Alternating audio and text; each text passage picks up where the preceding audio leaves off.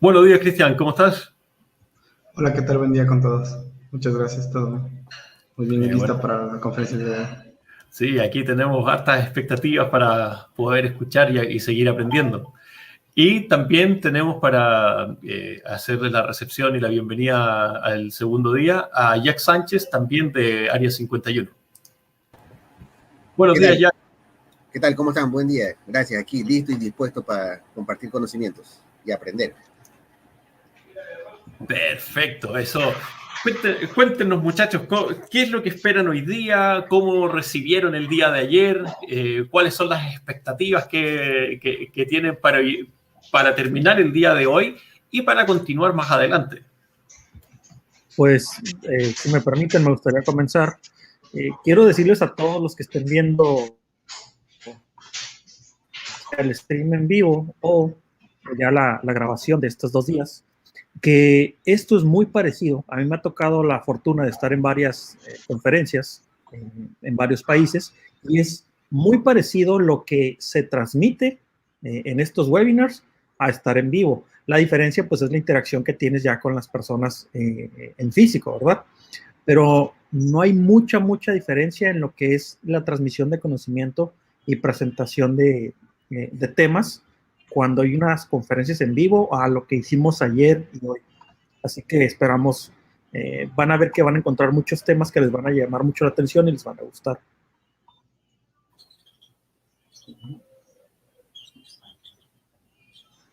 ¿Tienes el micrófono muteado, René? Sí. Perdón, gajes del oficio. Juan Antonio, Jack, Cristian, ¿algún comentario sobre lo que nos espera para hoy?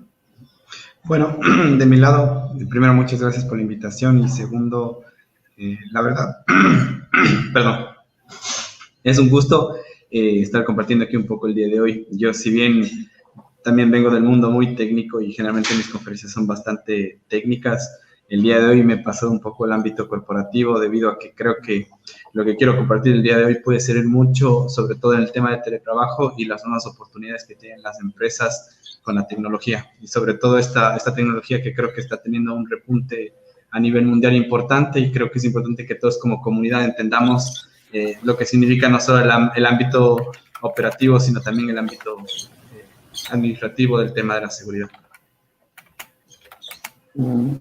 Perfecto. Yo totalmente de acuerdo. Con el compañero Rodolfo y con Cristian, y sinceramente concienciar un poco a las personas también lo que es una mala configuración en la programación o en los complementos de los servidores o en aplicaciones web. Y nada, y a dar lo mejor de nosotros, como bien he dicho antes, y hacer que esto sea posible para una segunda vez, y una tercera y una cuarta las veces que hagan falta. La verdad. Exacto. Sí, yo creo que en este segundo día vamos a generar un poco más de polémica. Concuerdo con Juan Antonio y con Cristian sobre que hay muchas cosas que muchas veces nosotros los usuarios o desde el punto de vista corporativo no hacemos. Y en la conferencia que vamos a ver conmigo sobre arquitectura, creo que me voy a poner a pelear con algunos sobre lo que sí debemos y lo que no debemos hacer, estando dentro o fuera de la corporación. Correcto. Sí, bueno, yo les tenía una pregunta para todos los que estamos acá. ¿Hacking o DevOps? ¿O DevSecOps? Sí, hacking. ¿Quién se... Después vamos a entrar por las razones, ¿eh? Tenemos a Juan Antonio con hacking. A mí me gusta hacking también. Me voy por el hacking también.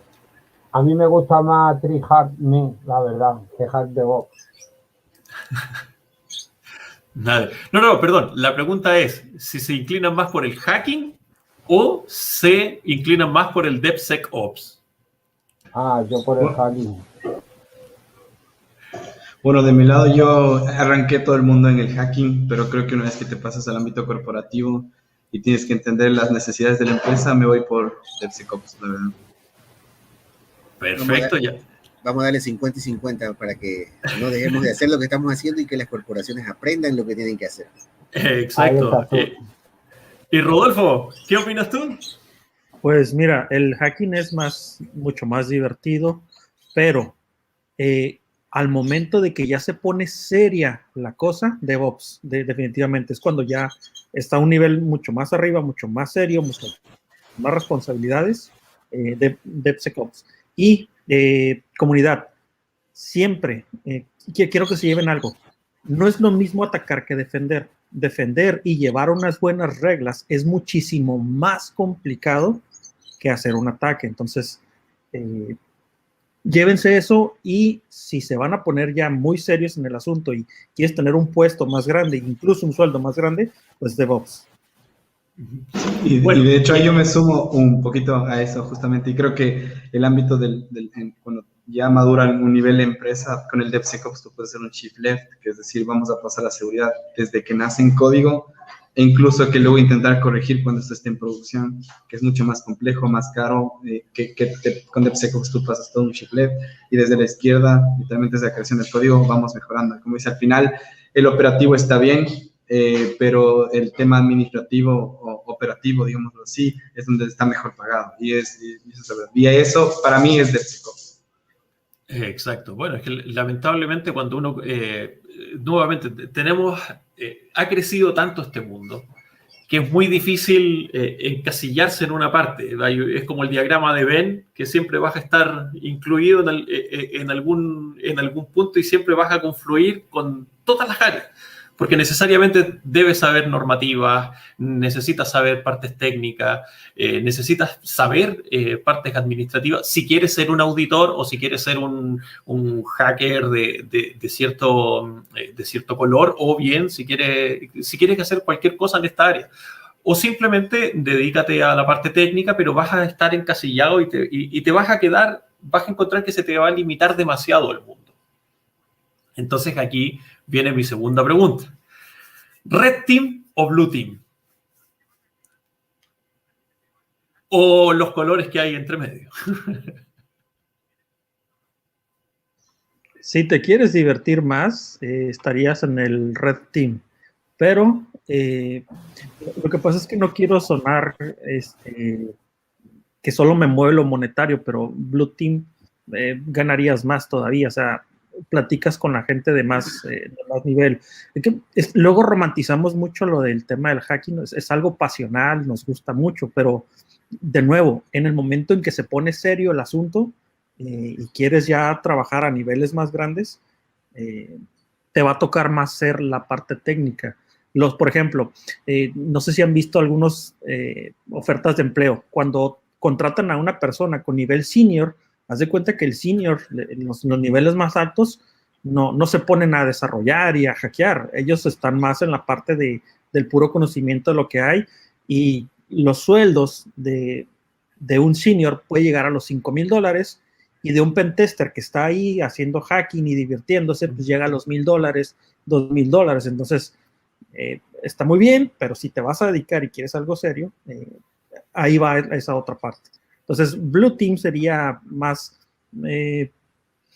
redituable, y Red Team te vas a divertir tal vez un poco más, pero no creas que es tan divertido cuando estás ahí en el ambiente real y el corporativo.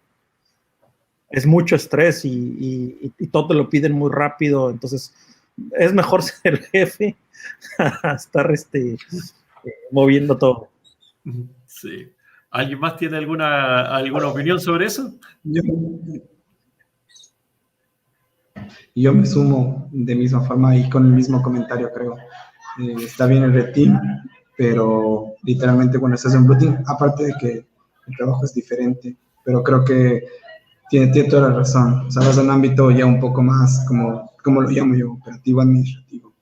En sí, ejecutar la operación del Red Team, o digamos así, o el Blue Team, estás orquestando un equipo, orquestando procesos, orquestando tecnologías, pero no es lo mismo. La responsabilidad yo creo que nos toca pasar por toda la paleta de colores en este momento, porque para llegar a lo que mencionaban hace un instante de estar en el Blue Team, tuviste que conocer algo del Red Team. Todos tienen su parte interesante, y de hecho, uno de los principales temas que me ha tocado tratar muchas veces es que depende de la audiencia con la que estás. Si estás en el departamento técnico con todos los chicos, tienes que hablar en ese lenguaje, porque si hablas en otro lenguaje no te entienden. Y cuando te toca ir al corporativo con los gerentes, con los directores, tienes que cambiar tu tópico de conversación para que ellos puedan entenderte en algo más light que no sean ceros y unos. Entonces, yo creo que nos toca pasar muchas veces por toda la paleta. Exacto. Juan Antonio. Sí. Pues yo sinceramente me quedo con Blue Team, porque es más práctica el hacking y tienes más compañerismo. El Red Team es más responsabilidad, por llamarlo así. Entonces el disfrute ya no es el mismo, como bien decía también Rodolfo. Ya es ponerte más serio, ya son otras reglas. Sí. Exacto. Entonces podríamos, una idea al aire, corríjanme, y si alguien está en desacuerdo con lo que voy a decir, encantado recibimos sus comentarios. Podríamos decir que podríamos decir que cuando uno inicia, siempre uno es llamado a esta área por el Red Team, por decirlo de una forma, porque ni siquiera es Red Team, es hacking duro y puro, herramientas, conocimientos, etc. Después te empiezas a interesar por la misma estructura y los mismos escalones que te van dando en el Red Team, sin saber que estás en el Red Team. Porque simplemente te dedicas al hacking y te dedicas a probar, y después dices, oh, mejor documento, y empiezo a generar. Obviamente, como el hacking y el Red Team, bueno, el Red Team lo voy a sacar, el hacking es un poco más solitario y más en comunidad. El Red Team ya es más formal, y después del Red Team deberías pasar al Blue Team, y nuevamente cuando te empiezan a salir canas y ya no tienes tanta energía como para seguir con todas estas actividades, te empiezas a meter en las profundidades de lo administrativo, por decirlo de una forma, cosa de llegar a ser jefe. Porque personalmente creo que necesitas pasar por todo el arcoíris, por toda la ruta de crecimiento, como para poder decir o armar un protocolo o hacer cumplir una ISO, enmarcarte en un marco teórico trabajo, ya sea un ITIL, un COVID, etcétera, que eso en el principio es muy poca la gente que lo adopta. No sé si comparten partes de lo que acabo de decir o tienen otro concepto. Sí, mira, definitivamente tienes que empezar con lo que es Red Team. Te voy a decir por qué. Porque estando en esos equipos, para empezar vas a aprender mucho. Cuando vas al mundo ya real, aprendes mucho de tus compañeros y de los jefes. Entonces te das cuenta que tu jefe, el que está al frente de todo esto, está conviviendo ya con los corporativos, y entonces te das cuenta de nuevo, no quiero ser reiterativo, pero pues los sueldos, el puesto que tienes. Entonces empiezas en Red Team y tu visión empieza a subir. Es normal que el ser humano quiera ganar cada vez más o quiera tener un mejor puesto.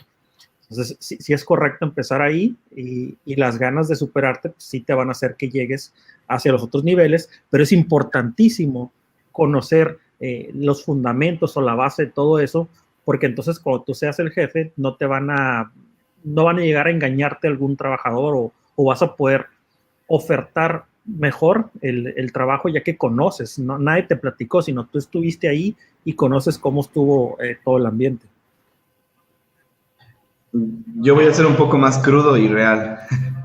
Y creo que al final quien tiene el dinero es el corporativo. O sea, puede ser muy bueno el hacking, pero el corporativo, las empresas son donde está el dinero. Y creo que si tú como persona técnica no llegas a un nivel de poder explicarle a un vicepresidente, un vicepresidente que gestiona todo el tema económico, una vicepresidencia de finanzas, por ejemplo, explicarle por qué te tiene que dar X cantidad de dinero para hacer un ejercicio de team, X cantidad de dinero para este tipo de protecciones, y no puedes como persona llegar a un nivel de neutro de explicación para que te apruebe un proyecto, a la final terminas siempre estando en la parte operativa. Pero es nuevamente esto lo que voy. Necesitas no solamente el tema técnico, creo que también hay que complementar un poco de habilidades blandas que son importantes, de entendimiento, conversación, todo este tema para poder gestionar proyectos. Y como digo, llegar a ese nivel, como dice ahí, es cuando es tu jefe, o como sabes que tu jefe es porque él puede llegar a un nivel de entendimiento con todo el corporativo, o a lo mejor directivos, accionistas, que le expliques por qué te tienen que dar X cantidad de dinero por un proyecto. Exacto. Juan Antonio, Jack, ¿algo que aportillar a las palabras anteriores o aportar a las palabras anteriores? No, yo no. Aquí estamos para estar en desacuerdo, ¿eh? Partiendo por eso. Aquí estamos para estar en desacuerdo y poder llegar a un consenso. Bueno, a mí tal vez me vayan a crucificar por lo que voy a mencionar, pero concordando un poco con lo que decía Cristian, muchas veces el corporativo no entiende o no afloja el presupuesto a menos que le suceda o a menos que tengan una pruebita de lo que les puede pasar en la vida real. Y eso es una mentalidad que tenemos que comenzar a cambiar ya desde abajo, desde los mismos técnicos. Muchas veces también el técnico dice, no, voy a hacer el hardening de tal cosa, pero se olvida de todo lo demás, solamente se fija en un punto y no mira el resto de toda la arquitectura que tiene que revisar. Y para eso tienes que pedir el dinero, tienes que pedir el presupuesto, pero obviamente tu jefe no te va a aflojar ni un centavo porque lo primero que te dicen es, no, déjalo que si está funcionando así, nunca va a fallar. Una de las máximas que creo que tenemos todos los de tecnología, ¿no? Exacto. Pero cuando comienza a fallar, te van a criticar y te van a decir, no, pero ¿por qué no me dijiste que teníamos que poner el parche, que teníamos que cambiar tal cosa? Y eso me lleva a mi última pregunta, pero antes quiero escuchar la opinión de Juan Antonio. Dime.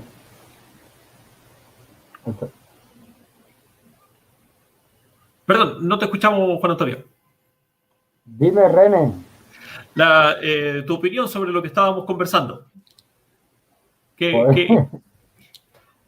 es que me mantengo al margen de ahí, la verdad, porque yo es que me dedico simplemente al hacking, ni blue, ni red, ni green. Yo me mantengo y ya está. Perfecto. Entonces, vamos a pasar con mi última pregunta antes de irnos con la presentación de Cristian. Ya que tenemos este pequeño marco de ruta de aprendizaje, si estás en el mundo comercial formal, por decirlo de una forma, ya sabemos que hay que generar, bueno, no es que sabemos, no es que sea escrito en piedra y que tenga que ser así, sino que sabemos que lo normal es que uno se meta en el hacking, pase por el red, por el blue, después se meta incluso en el DevSecOps o te conviertas en simplemente un gestor administrativo de todo este tema. Entonces, y aquí nos lleva a hacer la gran pregunta hacia las empresas. ¿Las empresas compran por miedo o compran por precaución? El compran, refiérase al aplicar sistemas de seguridad, el aplicar normativas, etcétera, etcétera, etcétera. ¿Miedo o precaución? El más fuerte es el miedo. Lo que más motiva a cualquier ser humano, seas el puesto que tengas, es el miedo. Pero también depende cómo llegas y ofertes o vendas el asunto. Eso también es muy, muy importante. Supongo que se referían con los temas blandos. Muchachos. Yo creo que también coincido con el tema del miedo. Y ese es el comentario que hice hace un instante, de cambiar esa mentalidad. Porque tú llegas a las compañías, das tu buen discurso, muestras lo que deben de hacer, pero hasta que no les sucede algo o no les pase algo, ellos no comienzan a invertir. Y es ahí donde está el principal problema que tenemos muchas veces los de TI, los de ciberseguridad, en fomentar o arrancar un proyecto. Pero yo creo que es el miedo. Perfecto. Mira, agregando un poco lo que acaban de decir, hay una frase que uso y que me ha servido, se las voy a compartir. La ciberseguridad es similar a los problemas médicos de las personas. Rara vez nosotros vamos a una revisión médica porque lo dejamos pasar y no queremos gastar, tal vez, ¿no? Pero el día que tenemos un problema que el dolor es insoportable, somos capaces de vaciar nuestra cuenta con tal de sentirnos bien. Y en ciberseguridad es lo mismo. Se sabe que tienes que tener tus auditorías periódicas y no lo quieren pagar a veces. Pero el día que les cae ransomware o que tienen algún problema muy fuerte, que se para completo, porque, por ejemplo, cuando cae ransomware en una empresa, generalmente caen los servidores, ¿no? Y están las servidores de contabilidad. Si tú paras la contabilidad, paras toda la operación de la empresa. No puedes hacer compras, no puedes hacer pagos, no puedes hacer pedidos. Entonces, ahí sí llegan y te dicen, ¿cuánto es? No me importa. Así que hago un símil a eso, las cuestiones de salud. Pagamos cuando ya tenemos el problema encima y esto pasa igual. Así que esa es una frase que más o menos me sirve cuando vamos a presentar un proyecto. De hecho, le voy a preguntar a mi socio si lo habías dicho en algún, si te había visto decir esto mismo en alguna oportunidad, porque nosotros siempre tratamos de transmitirle a los clientes que nosotros somos como un seguro. No quiere decir de que no te vaya a pasar, pero cuando te pase te va a doler menos. ¿Por qué? O porque vas a tener un equipo que te va a ayudar a solucionarlo, idealmente. Pero siempre es una capa de alerta. Y es ahí donde viene otro concepto que se llama proactividad en el área. Entonces, ¿cómo podemos ser más proactivos? Entonces, perdón, espectadores aquí. Entonces, aquí es altamente un tema de responsabilidad. ¿Ya? Tenemos altamente un tema de responsabilidad y cómo rompemos, cómo podemos romper hacia el cliente, el que toma la decisión, al que pone el presupuesto. Nuevamente, lo estamos hablando muy a nivel corporativo, cuando eventualmente podríamos bajarlo a un tema de cómo evito que me pase.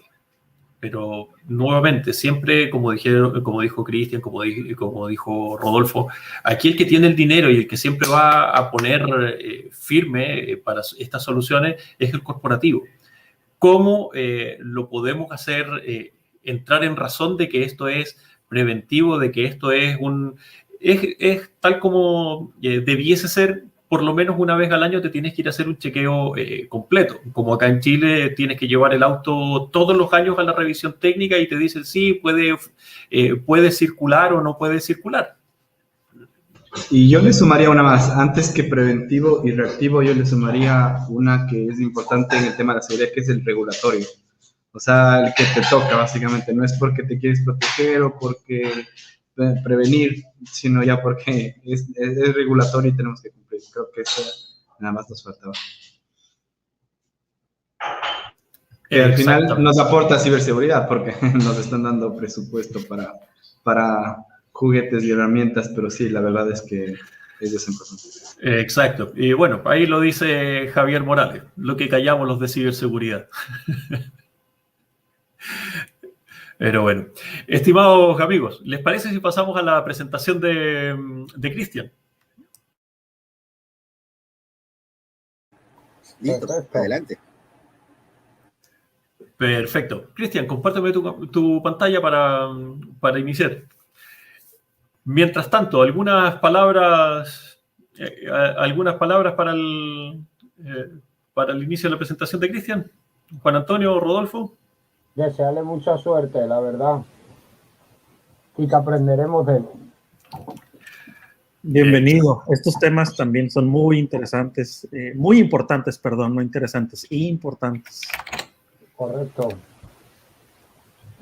Perfecto. Todos los días se aprende, dele. Así es.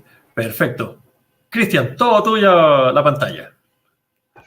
Hola, ¿cómo están? Bueno, ahora sí. Un segundo nomás. Bueno, en este caso yo voy a hablarles el día de hoy un poco de una herramienta que es importante para el tema que se llama CASDI, que es una solución, bueno, que lo he denominado un poco cuando los límites de tu empresa son Internet.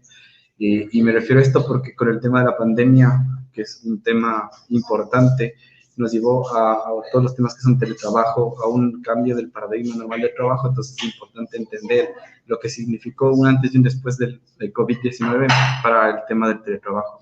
Así que es importante tener en cuenta este tema debido a que una vez que hemos pasado esto no hay marcha atrás. O sea, entendimos y preparamos a la empresa para el teletrabajo y ya las decisiones que se tomen, indistintamente de lo que tome cada empresa, es importante entender como seguridad qué posición podemos tomar sobre el trabajo de los colaboradores que tenemos en la empresa directamente.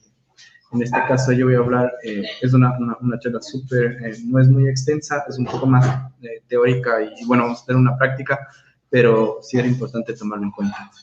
Bueno, este es un poco de hoja de vida, digámoslo así, por comenzar un poco. Yo, bueno, soy máster en Seguridad de la Información y las Comunicaciones por la Universidad Europea de Madrid. Bueno, actualmente yo estoy cursando mi máster en DevSecOps de la Universidad Católica de Murcia. Bueno, he realizado investigaciones que han sido utilizadas por la Agencia Española de Protección de Datos. Bueno, trabajé como interno de ciberseguridad en la consultora, bueno, Zero Links en España. También, bueno, en este momento trabajo como IT Security Expert en Banco Pichincha. Así que, bueno, comenzamos este tema, como les decía, el tema del COVID transformó un poco el tema corporativo de pasar del trabajo presencial al teletrabajo, y a muchas empresas les forzó a comenzar a tener una política o para trabajar para el teletrabajo, y con esto implica también un tema importante, que es el tema de la seguridad de los colaboradores que están fuera de la empresa. Porque si bien trabajamos en un esquema tradicional, con eso tenemos que cambiar totalmente el paradigma de trabajo. Justamente lo que les decía, o sea, estamos hablando de que en promedio actualmente las empresas, incluso las que ya a nivel internacional están con el tema de una vacunación alta, y que ya el tema de la pandemia poco a poco está bajando, digamos, 100 niveles, el COVID, hay una investigación que demuestra que más o menos el 35-36% de los colaboradores todavía siguen trabajando en una modalidad de teletrabajo. Entonces, ahora sí quiero arrancar, y creo que este es un esquema del modelo tradicional como trabajaban las empresas, y es importante acotarlo, debido a que en este caso, ¿cómo podríamos trabajar? En el tema es que tenemos terceros o en otras localidades de trabajo, el equipo del colaborador, en las oficinas como tal de la empresa, y la comunicación generalmente suele ser que pasan por un firewall o por un proxy on-prem. Es decir, en las oficinas se aplican todas las políticas de navegación, todas las políticas de acceso, o sea, donde los colaboradores tienen acceso directamente, y posterior vamos directo a Internet. Y en el caso del teletrabajo es directo, o sea, del teletrabajo salimos de Internet, y aquí es, creo que, el punto principal en el cual las empresas estuvieron fallando, sobre todo al inicio de la pandemia, porque no estábamos preparados, y es qué protección le vamos a dar al colaborador que está fuera de Internet con esta arquitectura. Es decir, nosotros todas las políticas que teníamos de reglas de firewall, de proxy, si lo teníamos on-prem, es decir, por la empresa, y el colaborador está en su casa, ¿cómo vamos a controlar la navegación que tiene? ¿Cómo vamos a controlar el acceso que tiene? ¿Cómo vamos a protegerlo con posibles filtración de información, con protección de malware? Aunque asumimos que la mayoría de las empresas tienen soluciones para esto, generalmente el tema de la navegación y de la protección es un tema que no se le da prioridad.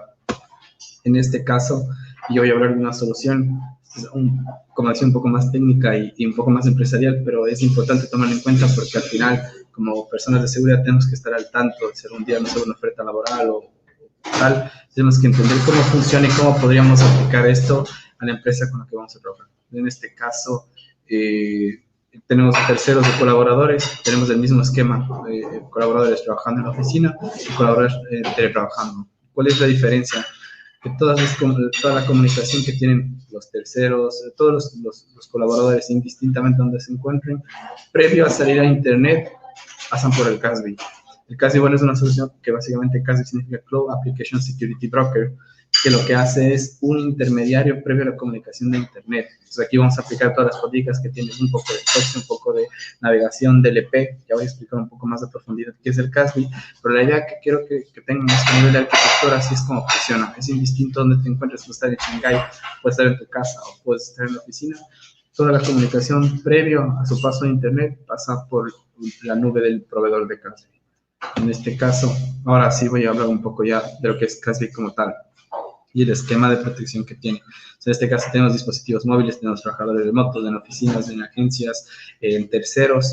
Y cómo funciona esto es que directamente CASB te aportan, primero, visibilidad, es decir, el tema del Shadow IT, Es el primer punto que vamos a atacar, porque no sabemos como empresa a qué sitios web están accediendo los colaboradores o probablemente por dónde se puede generar una exfiltración de información. En este caso, lo primero que tenemos es visión de visibilidad. El segundo es el comportamiento, es decir, tenemos aparte de todo, Kasbi te suma lo que es WebApp, que es User Behavior Analytics. Entonces, tenemos el comportamiento del usuario, es decir, que si el usuario inicia sesión en este momento en el corporativo a las 10 de la mañana y a las 10:30 tenemos un inicio de sesión en Rusia, por ejemplo, es claro que esto significa que a lo mejor se filtraron las credenciales o hubo algún tema de robo de información. Entonces, por eso otra persona es imposible que físicamente puedas moverte desde, en este caso, Ecuador a Rusia en un periodo tan corto de tiempo. Entonces, es por eso que tenemos todo este tema de la analítica, del comportamiento de los usuarios. Es decir, si un usuario empieza a descargar 2.000 o 3.000 archivos dentro de una hora, eso suele ser un comportamiento de alguien que va a abandonar la empresa y quiere respaldarse su información. O empieza a eliminar información en masa, es decir, un colaborador que no está contento empieza a eliminar directamente en la nube donde están todos los repositorios toda la información. Entonces, tenemos el tema del comportamiento. El tercer punto que tenemos que tener claro es la protección del flujo de información. Es decir, tenemos como un DLP, un Data Loss Prevention, pero en la nube. Entonces, si algún colaborador intenta sacar información de cualquier medio que esté, por cualquier nube SaaS que quiera utilizar, por ejemplo, WeTransfer, Box, etcétera, podemos aplicar reglas de protección del flujo de información que bloquee directamente el intento de la salida de información. Es decir, que se intenta filtrar información de clientes, en este caso, en el ámbito bancario, por ejemplo, datos y tarjetas de crédito, etcétera. Tenemos una protección directa que no va a permitir que esa acción se ejecute, porque como les estamos inline, es decir, en línea, antes de que la información llegue siquiera a la nube del tercero, ya aplicamos todas las políticas de la protección. Y finalmente controles, porque podemos aplicar políticas de control directamente. Es decir, si tú tienes documentos que están categorizados, porque a lo mejor en la empresa tenemos un ICT, que un ICT es una solución que te permite clasificar el nivel de los documentos, es decir, si es confidencial, si es estrictamente confidencial, si es público. Una vez que tenemos este etiquetado, podemos nosotros decir, y es indistinto el colaborador que sea, no puede subir información que sea confidencial a cualquier nube. En este momento nosotros tenemos el control de aplicar toda la información. Regresando nuevamente para la aplicación, es decir, indistintamente donde esté el colaborador, siempre pasa primero por la solución de Kasbi y posterior pasa a Internet. Es decir, que nos estamos asegurando de que toda comunicación que sale a Internet, bueno, obviamente por los puertos de HTTP y HTTPS, tienen esta protección. Entonces, una vez que ya la comunicación llega al Kasbi y tenemos todo esto, nosotros además de eso tenemos algo que es una solución anti-malware en nube, es decir, que si un colaborador intenta descargar alguna herramienta o alguna solución que pueda tener malware, nosotros podemos tener en la nube, es decir, antes, previa a que llegue al equipo del colaborador, porque si intentas acceder, que el malware pasa primero por Kasbi, es como un filtrado, y tenemos ahí el tema del sandboxing y malware, anti-malware, que puede probar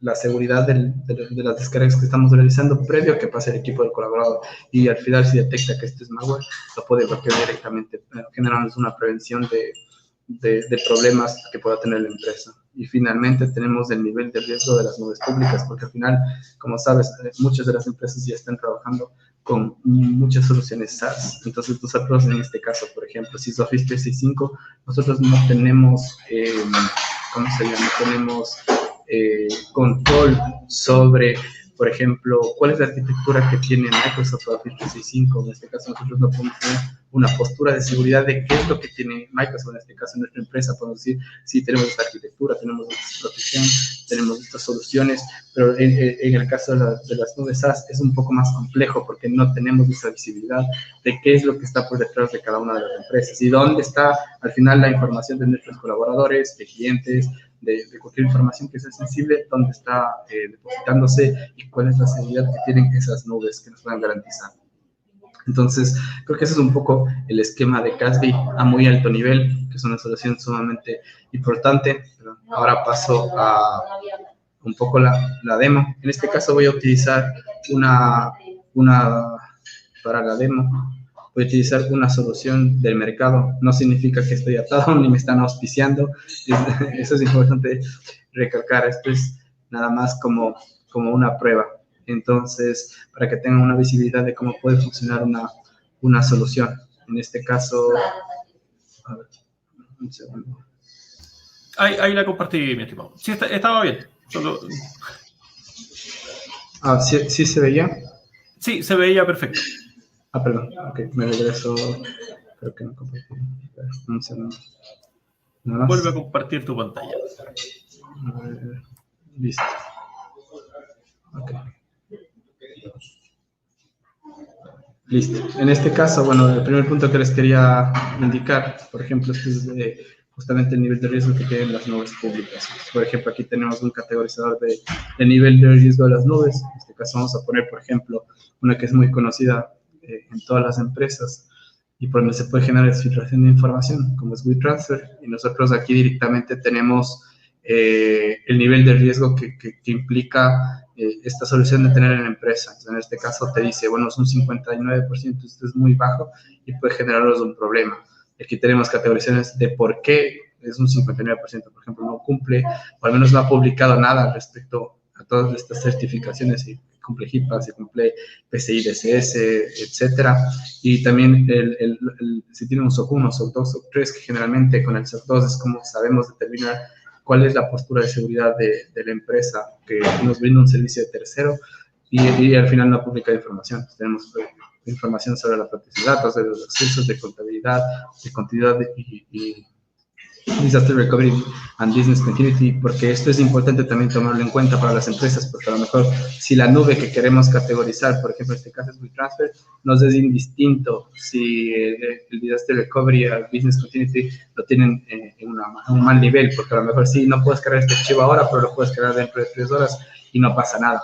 Pero si la nube que estamos analizando en este caso, por ejemplo, para la empresa puede ser, no sé, por ejemplo, en este caso Azure, si estamos hablando que es la nube de la empresa, por ejemplo, nube de las empresas que puedes trabajar, tienes Azure, AWS, GCP, tienes IBM, en este caso el nivel sí te interesa muchísimo más el peso que le puedes dar al Disaster Recovery Business Continuity, porque la continuidad del negocio es importante en este caso. Bueno, esto como visión de nada más, y que es un punto importante tomar en cuenta cuando tienes el caso, y es sobre todo que tú ya pasamos de un esquema, como yo le digo, de un proxy normal que te dice puedes acceder o no puedes acceder, a un proxy 2.0. ¿Qué significa esto?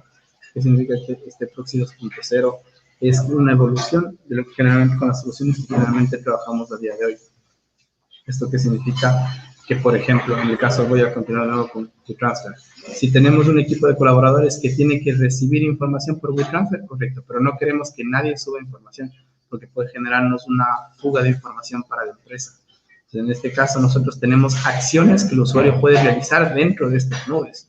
Por ejemplo, si tienes Office 365, tienes G Suite, WebPlace, Salesforce, etcétera, tú puedes hacer acciones, es decir, yo le puedo decir, todos los colaboradores pueden solamente descargar archivos, pero el momento en que intenten subir archivos, generan un bloqueo. De esta forma estamos siendo mucho más granulares en la protección que tenemos. Generalmente los conflictos a nivel de seguridad, aparte de vernos como stoppers dentro de la empresa, generalmente siempre nos tienen esa idea de que todo bloqueamos, todo por el control, pero aquí en este caso podemos ser más granulares, es decir, ok, les permitimos descargar información que necesiten para sus labores diarias, pero no permitimos el subir información. En el momento en que intenten sacar información de los equipos a una nube como WeTransfer, directamente los va a bloquear. Entonces tenemos acciones sobre las que podemos realizar. Y en este caso yo, por ejemplo, estoy trabajando con estas soluciones y nosotros hacemos una protección en tiempo real. En general, para que tengan una idea que tan complejo o tan simple es. En este caso vamos a pedir a toda la empresa y vamos a decir en este caso, WeTransfer, por ejemplo, le decimos, ¿cuál es la actividad que queremos hacer? Okay. Lo que queremos es que al momento que intente descargar, lo vamos a permitir directamente las descargas, pero solamente en este caso sí, por ejemplo, vamos a hacer las descargas, que queremos que nos alerte, que nos haga un bypass, que bloquee, nos vamos a permitir y vamos a aplicar a todo el banco. Como la protección es en tiempo real, Es decir, yo aplico esta política y se replica la nube más o menos en un promedio entre 3 a 4 minutos y está aplicada para todo el banco. No necesitamos hacer updates, no necesitamos actualizaciones, no necesitamos que los agentes en sí se actualicen o tengamos que hacer alguna acción como esto esté en nube directamente. No me remito a la arquitectura, no se aplica directamente en el equipo o en on-premise, sino que esté en la nube. Todas las políticas que vamos creando se están reflejando en tiempo real en Internet. Entonces, el colaborador, si está en Shanghái, antes no podía descargar archivos de WeTransfer, ahora le permitimos descargar archivos y en 5 minutos está permitido. Y eso se puede aplicar directamente para todos los usuarios. Entonces, en este caso, eso es una muestra un poco más sencilla. Igual, por ejemplo, en el caso de malware, nosotros decimos, mira, todo el malware, porque es la primera regla que debes tener cuando descargue o suba archivos en cualquier categoría, no es indistinta con la que estés trabajando, si la severidad es baja, bloqueas, si la severidad es media, bloqueas, si la severidad es alta, bloqueas. Directamente la categorización del malware que tenemos, o sea, de la protección, porque a lo mejor es una severidad baja y lo entiende la herramienta, pero ya sobre las acciones que tienes. Dice, si es baja, sabes que solo alértame y mandamos al SOC directamente toda la información, que el SOC lo analice y lo confirme, o directamente nos ponemos restrictivos y bloqueamos todo por los niveles que tenemos. Creo que con esto, por ejemplo, aquí tenemos, en este caso era lo que les comentaba, tenemos el tema de Behavior Analytics. Decimos, oye, mira, no es normal que un usuario intente descargar, intente eliminar 2.000 o 3.000 archivos en una sola sesión. No es normal. Generalmente es un comportamiento del usuario que quiere irse de la empresa o que ha pasado algo y tiene un problema o algo.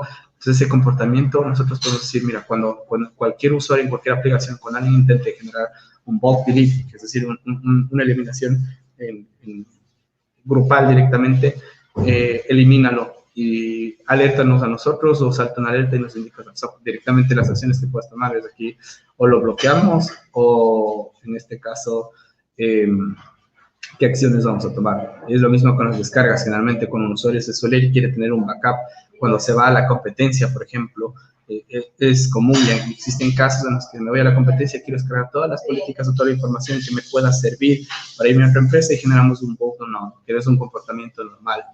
De igual forma, cuando alguien muchos intentos fallidos de inicio de sesión, significa que a lo mejor hay una brecha de seguridad de los usuarios y tu comportamiento.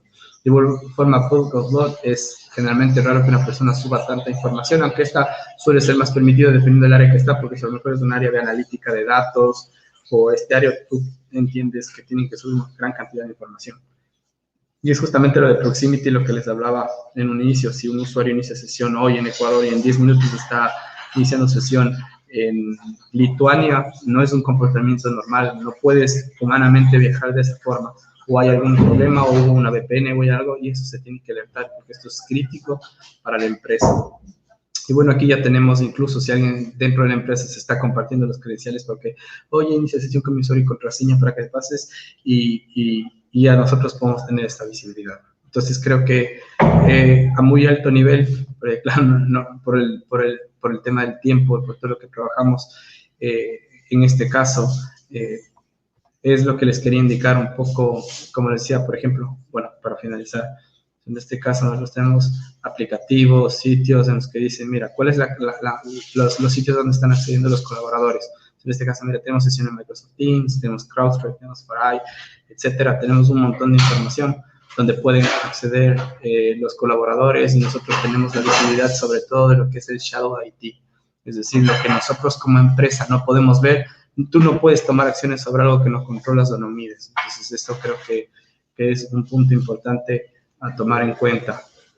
Y creo que con esto concluyo este tema. Era una presentación lo he hecho a muy rápido nivel, pero es más o menos lo que les quería mostrar y más o menos dejarles ahí un poco la investigación, a que lo entiendan y lo vean, porque creo que es sumamente importante tomarlo en cuenta, porque estamos hablando de que cambiamos la política de la empresa. Nosotros pasamos de un 2.0 a un lugar donde el límite de la empresa ya es Internet y ya no los data centers o la infraestructura que tenemos on-prem, y hay que entender lo que significa ese cambio de paradigma a nivel empresarial.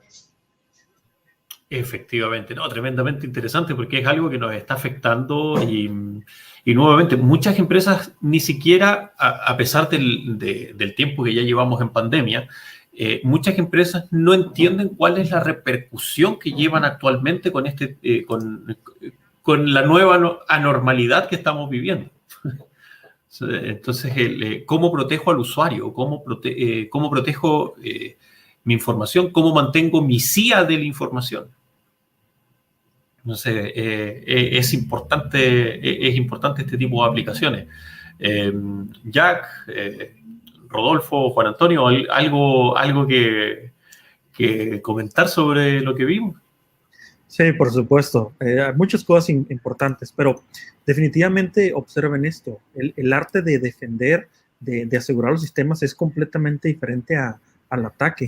Se tiene que dejar de decir que para poder defender tienes que saber atacar. No es del todo correcto.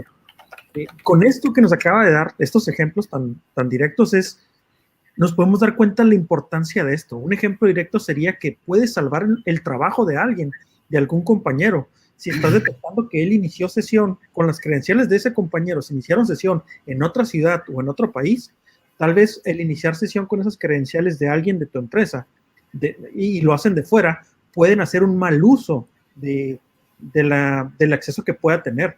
Entonces, con esto hasta puedes salvar los trabajos de tus compañeros. Totalmente de acuerdo, Rodolfo. Exacto.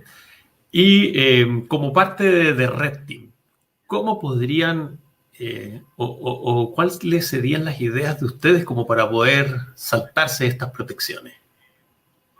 Buena pregunta. Fíjate, él estaba hablando sobre todo vamos a ver, si hay malware, hay que alertar rápido. Bueno, todas las técnicas que hay ahí por la red o los software de bypass, de antivirus, de no detectar el malware, ahí sería la forma de saltarse, estar buscando las técnicas para la evasión de la detección de antivirus es una de ellas, las restricciones de subir, porque nos ponía el ejemplo de, sí, te permito descargar, pero pues subir estos archivos no.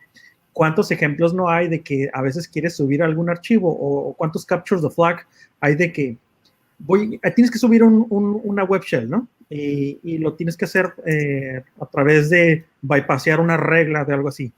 Bueno, pues a esto se refiere cuando todos esos capture the flag tienen un porqué y aquí vemos cuáles son las protecciones que ya se implementan y hay que irlas saltando. Esas serían unas de las que nos mencionó, de cómo saltarlos. Exacto. Cristian, Jack. Mira, algo que yo les puedo comentar es que de lo que mencionaba Cristian, efectivamente el gestar todo esto en la nube tiene sus pros y sus contras. Y una de las formas en las que tú puedes saltarte ciertos controles es atacar un punto que yo considero bastante débil en todos nosotros los usuarios, que son los dispositivos móviles. Muchísimo, yo diría que buena parte de los usuarios de dispositivos móviles no toman la precaución de proteger ese dispositivo y ahí es de donde tú puedes sacar muchas credenciales, de donde tú puedes sacar mucha información. Si atacas ese dispositivo móvil y obtienes esas credenciales de todo lo que tienes en la nube, voilà. Te perdimos, Jack. Totalmente de acuerdo con Jack. Sí. O sea, yo también estoy bastante de acuerdo porque nuevamente siempre queda una brecha que uno dice esto no me va a ocurrir o cómo me van a atacar el equipo. O sea, ya vimos ayer que es tan sencillo como exacto. Ayer vimos cómo enviar un simple archivo inocente y que te puede bloquear el computador, te puede consumir los recursos o puede hacer distintas otras cosas. Entonces, todas este tipo de protecciones son bastante entretenidas. Cristian, cuéntame, ¿qué es lo más complejo que has tenido que ver con este tipo de aplicativos? Ya, en este caso, con el tema del Casby, yo creo que lo primero que te enfrentas suele ser con el capa 8, el problema. El problema es que Por ejemplo, si la empresa estaba acostumbrada a tener una arquitectura on-prem, que la protección está en prem, pero si me llevo el equipo a la casa, no hay protección. Cuando te das cuenta y se da cuenta que el día en el que empieza la protección, dice, antes de mi casa sí podía acceder a WeTransfer, antes de mi casa sí podía acceder a YouTube, antes de mi casa sí podía ver Netflix. Siempre es un equipo corporativo. O sea, ahora las políticas se aplican estés en la casa o estés en la oficina. Y eso suele ser un problema porque hay un choque de antes sí podía, antes no sé cómo. ¿Y por qué ya ahora no me dejan utilizar WeTransfer y antes sí podía? Entonces, este tipo de cosas, obviamente, aunque hay casos de uso, es importante. El mayor problema es capa 8 siempre, porque te dicen, estaba acostumbrado a algo y ahora me pones esto y antes no, y las broncas y los temas.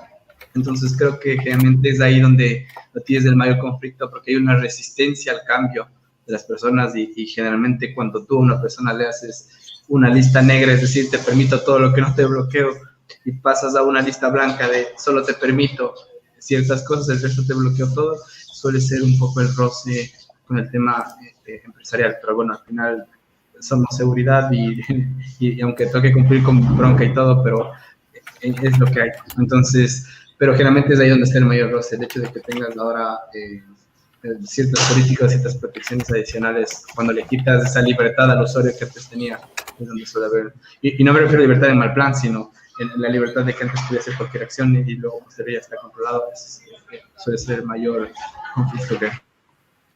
Exacto. Y sobre lo que comentó Jack, te toca responder una pregunta, Cristian. Y aquí va la pregunta. Antonio Vázquez nos consulta, ¿cómo podríamos proteger nuestro celular? De hecho, los aplicativos de Kasby tienen su solución para celulares. Yo justo cuando les mostraba en el esquema, en la protección,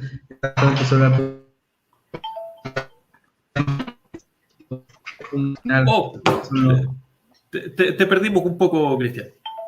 Ahora sí, tal vez, sí.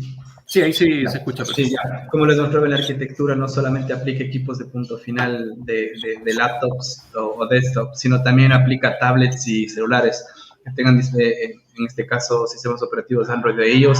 Podemos generar la protección de Kasby de igual forma y que esté aplicada a estos dispositivos. Así que lo mismo que tenemos, y como nuevamente digo, como la inteligencia, que yo suelo decir, la inteligencia de la solución no está en el equipo, sino está en la nube, es indistinto si el equipo es un Android de última generación, como es de a lo mejor 3-4 años, como la solución que aplica la protección no está en el equipo, sino está en la nube, te deslindas de cualquier conflicto que pueda tener porque generalmente el problema es con los equipos de punto final, ya los que estamos en el corporativo sabrán lo que significa que antes no tenía este agente, ahora está lenta la computadora, antes todo es la culpa de este tema. Como la gente es solamente de redirección, no de procesamiento, estamos hablando que la ciencia está en el data center del Kasby y es ahí donde está la protección. O sea, el equipo es indistinto. Si es un Android de última generación, como es de hace 5 años, la protección no afecta directamente al dispositivo. Exacto. Y para ir redondeando un poco la idea, ¿cuál sería tu recomendación para las empresas que se ven enfrentadas a este nuevo, que se ven enfrentadas de nuevo a este anormalidad y que se ven enfrentadas a este asunto del teletrabajo y que es total y absolutamente nuevo para las empresas y que no hemos visto obligados? ¿Cuál sería la mejor recomendación o la recomendación más sencilla? Perdimos a Cristian, ya debe estar por volver. Le volveremos a hacer la pregunta cuando suba, ¿no? Ahí está. No sé si alcanzaste a escuchar la pregunta completa, mi querido Cristian. No, perdón, justo tuve una interrupción en ese momento. No sé si le puedes repetir, por favor. Sí, la pregunta es, ¿cuál es tu recomendación a la empresa, ya enfocándonos más directamente a la empresa en sí, sobre esta nueva normalidad de verse enfrentado al teletrabajo, de verse enfrentado a que tiene que medianamente exponer o tiene que buscar alguna forma de que sus usuarios tengan que seguir produciendo, ya sea en ERP y evitar poner equipos expuestos a Internet. Sí, claro. totalmente. O como hizo mucha gente en su inicio, poner el protocolo de escritorio remoto expuesto a Internet. Sí, correcto. Sí, bueno, en mi caso yo creo que sí hay algo que queda. Casby es, como lo digo, bueno, nuevamente Casby no es una solución, sino es, o sea, no es una marca, digamos, sí, es una solución. Casby forma parte de un engrane gigante que es SASE. Y SASE sí es una estrategia enorme que te permite la protección en todos los niveles con los colaboradores fuera de la empresa. Casby es la grada 1 para tener una estrategia de SASE, porque a lo mejor con Casby tenemos protección de HTTP, HTTPS, pero claro, tenemos colaboradores que pueden mover información por SFTP, por correo, que al final la solución no la ve. En este caso, SASE cubre todo el paradigma. Tenemos no solamente una protección de esto, sino tenemos un firewall as a service. Es un firewall en la nube que te va a bloquear todos los puertos y copiamos o podemos replicar lo que tiene la empresa. A nivel on-prem, a nivel de nube, es decir, el colaborador va a tener el mismo bloqueo de firewall que tiene en la empresa, esté en la casa. Generamos un poco más de protección. Tenemos temas de data loss prevention. El tema de SASE también incluye la protección de malware avanzada. Tenemos unboxing, es decir, que no solamente vemos si el archivo es malicioso o no, sino directamente lo ejecutamos en la nube, vemos si genera un conflicto o es malware, y si no, posterior pasamos al equipo, que es un poco más ya de protección avanzada. También tenemos el tema, en este caso, otro tema que tal vez me faltó, que hay que sumarle, es que el Casby no solamente te permite cuando estás con el agente en un equipo corporativo. Podemos aplicar todas estas políticas en lo que se llama un reverse proxy, es decir, yo intento acceder, por ejemplo, a Office 365, paso por mi interfaz de la solución de Casby y aunque esté en un equipo ajeno que no es de la empresa, se aplican las mismas políticas sin necesidad de tener un agente. Es decir, protegemos de todas las formas del acceso a la información de la empresa. Este es un punto que me faltó. En el SASE tenemos, en la estrategia SASE, tenemos una protección de malware avanzada, tenemos el control de Casby, tenemos el control de DLP, tenemos firewall as a service, tenemos otro tipo de herramientas como el cifrado de la información que va a nube, es decir, desde tu equipo va cifrada la información hacia los repositorios que estén en nube. Es decir, garantizamos que la información, aunque esté en una nube pública que tiene un nivel muy bajo de seguridad, para el repositorio de la información sale del equipo cifrado. Tenemos un montón creo que SASE es la estrategia global que tiene absolutamente todo lo que puedes tener. Y justo el punto en el que hablaste, y es el tema que SASE también incluye el tema de Zero Trust, es decir, no vamos a confiar en absolutamente nada. Arrancamos con que ni siquiera los propios empleados o colaboradores de la empresa o los mismos servicios que tenemos en la empresa son seguros. Empezamos con una estrategia de Zero Trust. En este caso, por ejemplo, nosotros podemos decir, tenemos un tercero que accede a información antes le dabas acceso por VPNs, por ejemplo, que ya es mejor que RDP, o para los colaboradores. Pero en este caso, con una estrategia de Zero Trust le dices, yo te quiero dar acceso a este equipo puntual, pero por un puerto puntual o un servicio puntual. Es decir, tú solo puedes acceder por el 443. Cualquier otra acción que quieras realizar en ese equipo que no sea ese 443 está bloqueado. Entonces, así ya no es una VPN abierta que tienes, sino solamente incluso a niveles tan pequeños con Zero Trust que son los servicios. Es decir, tenemos a alguien que quiera acceder solamente por un puerto 21, por ejemplo, yo sé que no es lo mejor proveedor, un puerto 21, pero solamente ese puerto. El momento en que trata de hacer un control, un acceso a un puerto 80, un 443 o cualquier una convención de RDP, te va a bloquear directamente. Entonces, en Zero Trust arrancamos en una página en blanco vacía y no confiamos en nadie con nada. Y eso también incluye Zero Trust, que es muchísimo mejor que una VPN, es un paso después del VPN en Zero Trust. Y obviamente Zero Trust no es una solución, es una estrategia, pero arrancamos así, no confiamos en nadie. Y creo que en sí SASE envuelve muchísimas más cosas que, bueno, por temas de tiempo no lo puedo conversar, pero creo que tienes una cantidad de soluciones que te pueden ayudar para este tema. Exacto. Y lo peor de todo es que ninguna es una solución al 100%. Simplemente, nuevamente, son partes del seguro que uno está anteponiendo antes de que le ocurra algo. Nada más. Exactamente. Y generalmente lo que suele pasar, al igual que en todo, es que una estrategia es así, aunque tienes varias soluciones en el mercado, a lo mejor una solución es mucho mejor en Casby, pero es mala, por ejemplo, en Firewall as a Service, y la otra es muy buena en Firewall as a Service, pero es mala en Casby, y luego te toca mediar y decir, porque al final la estrategia es así, es que tengas una sola solución que haga todas las acciones. Y es por cuál me voy, y esta está bien, y esta está mal. Mira, esta está bien rankeada en Firewall as a Service, pero está mal en Casby, etcétera. Ese análisis ya va del tema técnico de lo que quiero hacer. Perfecto. Juan Antonio, ¿algunas palabras para el cierre de la presentación de Cristian? Pues nada, decirle que está estupendo, que me ha gustado mucho, sinceramente, y que todos los días se aprende algo nuevo. Exacto. Rodolfo. Hay varios comentarios, pero alargaríamos. Por ejemplo, me recuerdo lo de... Eso me pasa a mí. Sí, no, lo que pasa es que retomo lo que te dijo de la capa 8. Ojo con eso. Y también con lo que dijo Jack del celular. Esas son cosas que tú tienes contigo. Recuerdo mucho un pentest que se hizo a un corporativo acá de México y uno de los trabajadores tuvo la idea de ir a auditar la red Wi-Fi de la casa del director de IT. Entonces, ¿a qué voy con esto? Claro, en la empresa estamos protegidos y como lo decía Cristian, pero ¿qué pasa cuando sales de casa? Eso se sale fuera del alcance que tenías en el contrato, pero ahí luego hay alguien que era muy hábil para negociar y nos aceptaron hacer eso. Imagínate, la capa 8 es una parte indispensable que hace falta todavía meterle más concienciación, ser más consciente, porque pasan cosas como estas. Y recuerden, hace muchos años el tema de estar 100% seguro ya no existe, no es posible. Sin embargo, me recuerda a la presentación de Alba ayer con lo que dijo, pónmelo más difícil, se lo tienes que poner todavía más difícil a los atacantes y una solución tras otra, pues la va a ser muy, muy complicada. Exacto. Bueno, tal como lo dices, y que me acordaste de un comentario que le hicimos a un cliente alguna vez, que claro, en muchas empresas a los gerentes y a los dueños les gusta tener los estacionamientos al frente de la empresa, cosa de que vean que cuando llegan y está estacionado y su espacio del auto dice reservado para el dueño 2, reservado para el gerente. Después un día le pregunté, pucha, ¿no será un riesgo de seguridad? Porque cuando está el auto del gerente, le sacan la foto de la patente, y lo que hablábamos ayer con Ana, baja el registro civil, sacas el certificado de anotación y ya tienes una tremenda cantidad de información.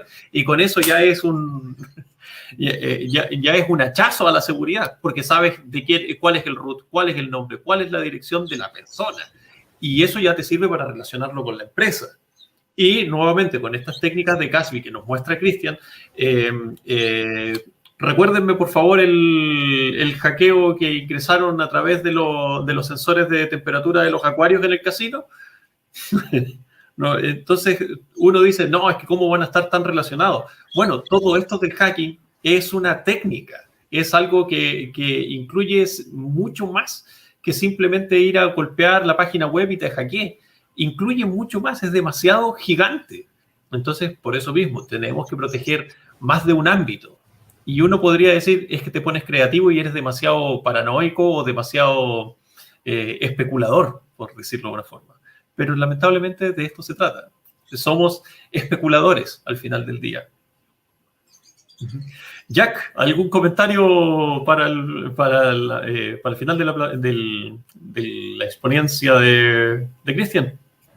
Sí, un comentario que siempre le hago cuando hago las visitas a diferentes clientes o amigos es invierte al menos $20 en una suite de seguridad para tu dispositivo móvil y con eso te vas a ahorrar muchos dolores de cabeza. Perfecto. Cristian, ¿palabras al cierre? Sí, bueno, primero muchas gracias por la invitación.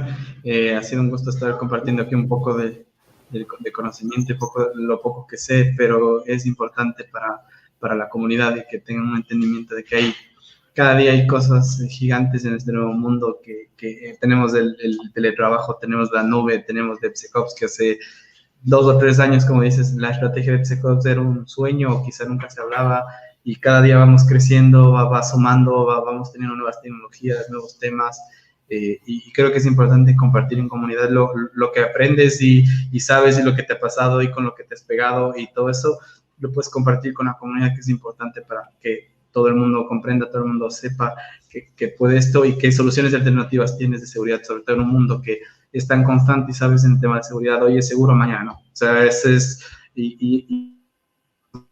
Muchas gracias por